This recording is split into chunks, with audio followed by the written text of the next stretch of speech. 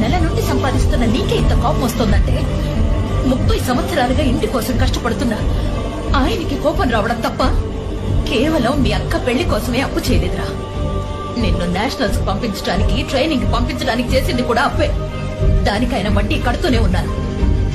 అప్పులు చేసి ఈ ఇల్లు కొన్నది గొప్పల కోసం కాదు, తన బిడ్డలకి సొంతిల్లుండాలని ఆలోచించినందుకే.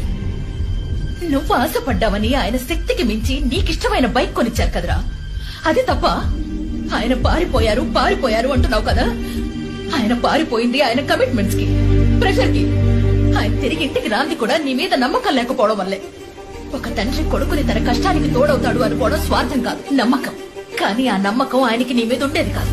నువ్వు మరో వ్యక్తిని నీ తండ్రి అని పరిచయం చేసుండొచ్చు, కానీ ఆయన వీడు నా కొడుకు అని పరిచయం చేసే ఏ ఒక్క పనైనా నువ్వు చేసావా? నీ ఒంట్లో ఉన్న రక్తం ఆయనదే, నువ్వు వేసుకున్న బట్టలు ఆయనవే, నీ పేరు ముందున్న పేరు కూడా ఆయనదే. ఆయన నీకేం చేశాడు అని కాదురా, నువ్వు ఆయనకి ఏం